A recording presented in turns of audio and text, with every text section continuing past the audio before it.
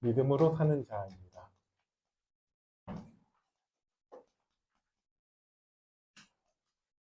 하박국서 2장 1절부터 4절까지 말씀이죠. 자, 먼저 서론에서 사람은요, 그 마음에 담긴 것에 따라서 말하고 행동하고 선택하고 그렇게 살게 되어지죠. 그래서 마음속에 무엇이 담겨져 있는가에 따라서 그 사람의 이제 모습, 그 사람의 삶이 결정이 되어집니다. 하나님은 우리 마음에 무엇을 담기를 원하시냐? 하나님은요, 하나님의 은혜 속에 성경을 통해서 진리이신 하나님의 말씀을 우리 마음속에 담기를 원하고 계십니다. 그래서 하나님의 말씀을 들을 수 있음에 감사해야 된다라고 말씀하고 계시죠. 그 말은 말씀을 들으면서 그 말씀이 우리의 마음에 담기게 되기를 하나님이 원하신다라는 거예요. 왜? 그 말씀을 따라 우리가 인도받고 우리가 그 말씀을 통해서 하나님께 영광 돌리기를 하나님이 원하고 계신다라는 것이죠. 그럼 사탄은 우리가 말씀 듣지 못하도록 계속해서 방해하겠죠. 그죠? 그러면서 우리가 오직 믿음으로 의롭다 하심을, 의롭게 되는 것을 확신하라고 하셨습니다. 자, 이것은 무엇이냐? 우리가 2주 전에 5대 강령의 말씀을 처음 받으면서 그 서론에서 우리에게 이 말씀을 주시는 이유를 말씀해 주셨는데, 우리의 구원뿐만 아니라 우리의 신앙생활이 무엇으로 회복되길 바란다고요? 하나님의 성경적인 진리로 회복되기를 바라신다 라고 말씀을 하셨어요. 그래서 5대 강령의 말씀을 우리에게 주시는 거거든요.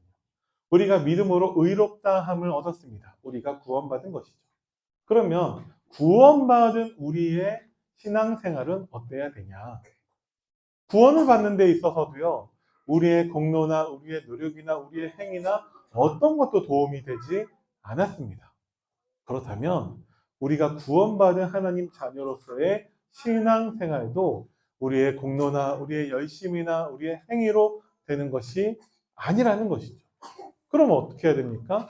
그래서 늘 말씀드리는 것이 신앙생활은 내가 하는 것이 아니라 하나님이 하신다는 거예요. 내가 하는 모든 것을 뭐라고 하냐? 종교생활이라고 합니다. 그런데 우리는 그렇게 어떻게 배웠는지 모르겠는데 틈만 나면 자꾸 내가 열심히 하고 내가 뭔가 해야 된다는 식으로 접근할 때가 너무 많다라는 거예요. 그것이 우리의 마음속에 담겨져 있기 때문에 그럴 수밖에 없는 것이죠. 그래서 우리는 하나님의 말씀을 우리의 마음에 담아야 됩니다. 그래서 정말 내가 열심히 노력하는 종교생활이 아니라 하나님이 하시는 것, 하나님이 하신 일을 발견하고 확인하고 인정하고 누리는 행복한 신앙생활을 하기를 하나님이 원하고 계십니다. 그죠? 여러분들에게 그 응답이 있기를 바랍니다. 본론으로요. 자, 죄악 속에 있는 세상을 향한 하나님의 말씀이 있어요. 세상은 죄악 가운데 있습니다. 그래서 그 세상에 대해서 제가 정의 내리는 것은 한 가지가 있는데, 세상에는요 모든 것이 다 있어요. 그죠? 모든 것이 다 있지만 딱 한 가지가 없어서 멸망하는데 그것이 복음입니다. 세상은요 복음 없어서 이 죄악의 문제를 해결하지 못하기 때문에 멸망할 수밖에 없는 것이죠. 지금 우리나라에서 에이펙이라는 행사가 있었죠. 그러니까 뭐 어마어마한 그 되게 이 아시아 태평양권에 있는 나라들 또한 그리고 초청받은 나라들의 국가 정상이 우리나라에 왔습니다. 대통령들도 오고 총리도 오고 그죠? 그리고 꼭 그런 정치인들만 오는 것이 아니라 전 세계에 그 내노라 하는 그런 투자자들 그런 기관들 아니면 기업들 회장 이런 분들이 참 많이 왔더라고요. 특히 지금 전 세계 시가총액 1위라고 하는 엔비디아라는 회사의 CEO 젠슨 황이라는 사람이 우리나라에 와서 삼성전자 이재용 회장하고 그리고 이제 현대자동차 정의선 회장하고 이제 서울 강남에 있는 깐부치킨에서 통닭하고 이제 맥주 마시면서 뭐 그런 시간을 보냈다고 하더라고요. 그러면서 이제 막 여기를 내가 계산하겠습니다 하니까 뭐 젠슨 황이 막 골든벨 울려가지고 여기 다 공짜로 먹을 수 있습니다 하니까 이재용 회장이 250만 원 결제했다고 하는데 사람들은 젠슨 황 뭐 그랬다고 하고 있고, 근데 그 사람들이요 입고 있는 옷도 누가 막 다 분석을 했던데 젠슨 황이라고 하고 있는 그 사람이 재산이 240조가 넘는다고 하는데 그 사람이 입고 있는 그 잠바만 하더라도 1200만 원이 넘는다고 하더라고요. 막 우리하고는 상관없는 단위의 그런 돈들이 막 왔다 갔다 하는데 그게 세상이라는 거예요. 그런데요, 이 세상은요 멸망할 수밖에 없다라는 것이죠. 왜 그렇습니까? 하나님의 말씀을 담지 않기 때문에 죄악 가운데 세상은 멸망할 수밖에 없는 거예요. 그죠? 근데 한 가지 질문이 나오죠. 하박국 선지자의 질문입니다. 왜 악인들은 잘 되고 의인은 망합니까? 당연히 악인이 망해야 되고 의인이 잘 돼야 되는데 이상하게 악인이 잘 되고요, 의인이 망하는 것처럼 보인다라는 거예요. 이것이 하박국 선지자의 질문만 아니라 우리들의 질문일 수 있다라는 거예요. 왜 그러냐? 우리가 알고 있는 사람들 가운데에서 교회도 안 다니는데 우리보다 더 잘 살고 더 성공하고 잘 나가는 사람들 너무나 많다라는 거예요. 우리 교회만 더 보더라도 전 잘 모르지만 뭐 부자 있냐고요. 그렇게 예배드리고 그렇게 하나님 말씀 듣고 하는데 이게 뭐 성공하는 것 같지 않아요. 도대체 왜 그렇습니까? 그 질문을 하게 된다라는 것이죠. 그것에 대한 하나님의 대답이 무엇입니까? 이사야서 55장 8절 가지고 하나님 말씀하고 계십니다. 뭐냐? 이는 내 생각이 너희의 생각과 다르며 내 길은 너희의 길과 다름이니라. 이렇게 말씀하고 계세요. 하나님은요, 우리와 기준이 다르다라는 거예요. 그러면 아니 왜 악인은 잘 됩니까? 세상이 죄악 가운데 있는데 왜 잘 됩니까? 하나님 왜 심판하지 않으십니까? 뭐죠? 하나님 기준이 다르다니까요. 그 세상은, 그 악인들은 이미 하나님 기준에서 보면요 멸망했다라는 거예요. 그럼 도대체 그 악인들이 잘 되고 있다라는 것에 대한 기준은 뭐죠? 우리가 그 세상을 바라봤을 때 모든 것이 다 있기 때문에 세상이 대단해 보이고 세상이 부러울 수 있다라는 거예요. 그죠? 그 기준 가지고 놓고 보면 악인들이 잘 되고 있는 것처럼 보인다라는 거죠. 교회 다니는 사람들 가운데에서 부자가 별로 없습니다. 그럼 교회 다니면 무조건 부자가 돼야 됩니까? 아니잖아요. 하나님의 기준과 우리의 기준이 다르다는 거죠. 그러면 어떻게 맞춰야 됩니까? 하나님께 맞춰야 되죠. 그래서 하나님의 말씀을 우리의 마음에 담기를 원하세요. 우리가 믿음으로 의롭다함을 얻었기 때문에 우리가 구원받은 것뿐만 아니라 우리의 신앙생활도 우리는 하나님의 말씀을 근거로 해서 하나님의 기준으로 우리는 신앙생활 할 수 있어야 한다라는 것입니다. 세상은 아무리 잘 되고 있는 것처럼 보여도 거기에는 하나님의 복이 없습니다. 그죠? 그래서 하나님은요, 방관하시는 것처럼 보이지만 왜 방관하시냐? 하나님은요, 그 죄악된 세상을 가지고 죄악된 유다를 심판하시려고 하신다라는 것이죠. 근데 왜 방관하는 것처럼 보입니까? 하나님은 유다가 심판받기 전에 하나님의 말씀을 마음에 담고 회개하여 하나님께로 돌아오기를 바라세요. 유다를 나로 바꿔볼까요?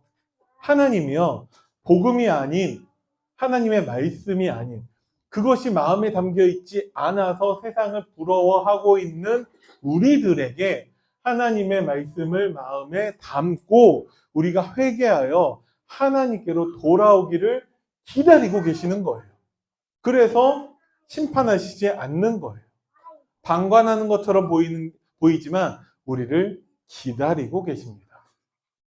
그래서 우리는 어떻게 해야 됩니까? 하나님의 말씀을 우리의 마음에 담아야 됩니다.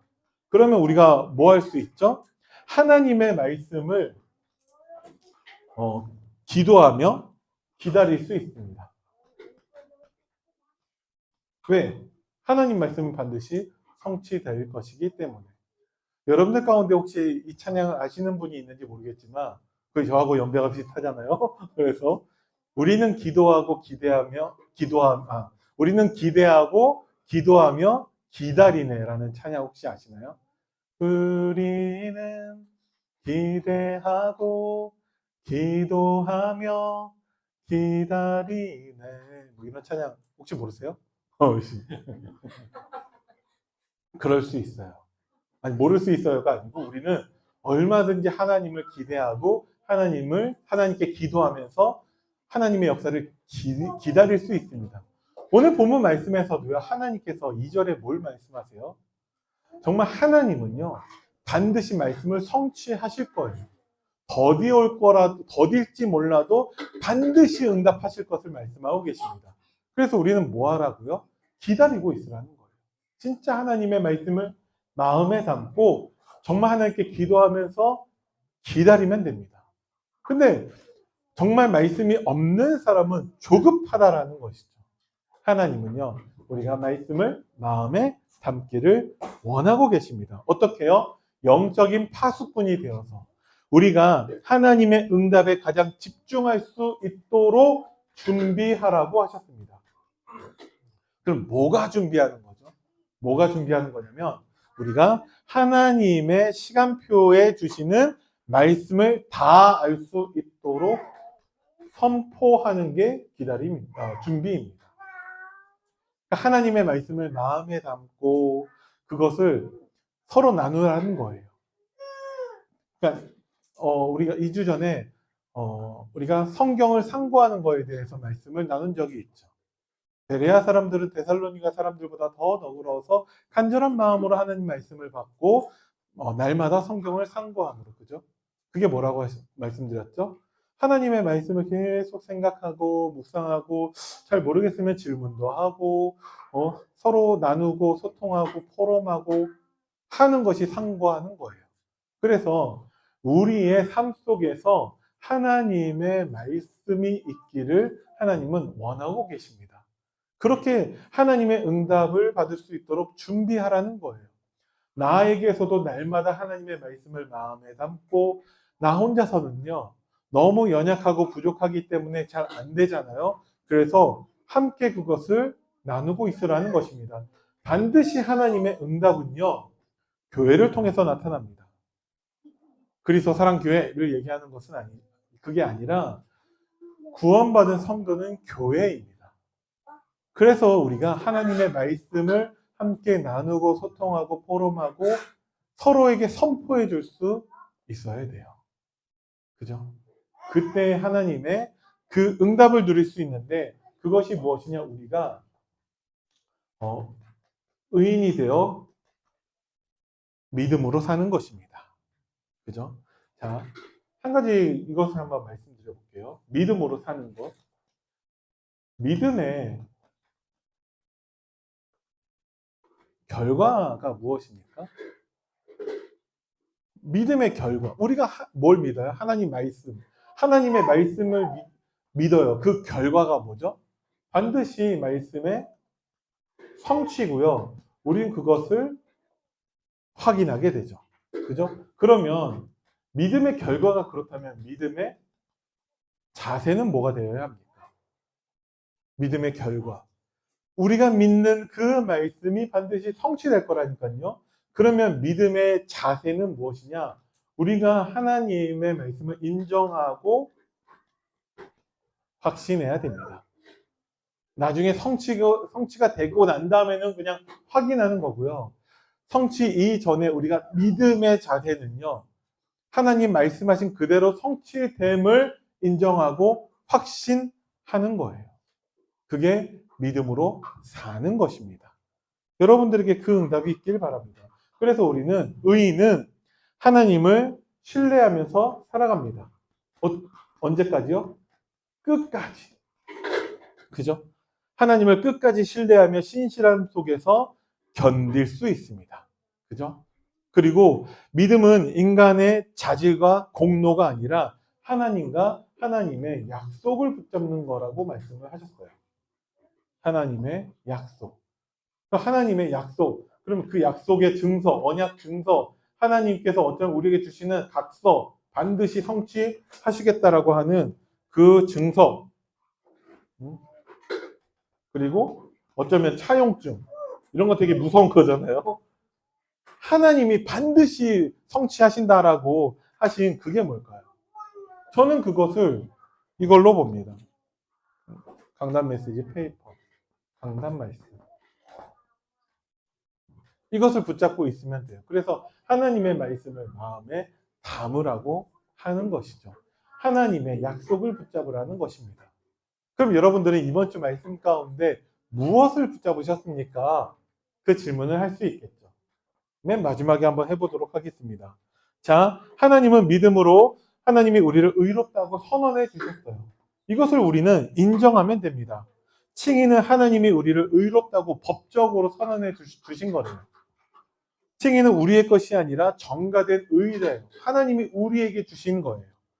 칭의를 받을 수 있는 유일한 수단은 믿음입니다. 그래서 우리는 진짜 믿는다면 우리의 자세가 이것을 인정하는 것으로 나타나야 되는 것입니다. 그죠? 그러면 결론으로 우리가 어떻게 해야 됩니까? 라고 했을 때, 자, 보겠습니다. 그리스도의 말씀을 매일 읽고 묵상하고 들으심으로 믿음으로 살아가야 됩니다. 뭐 하라고요? 말씀을 가까이 하라고요. 로마서 10장 17절 말씀에 믿음은 들음에서 나며 라고 되어져 있죠. 자, 그래서 말씀을 계속 듣는 분들 계세요.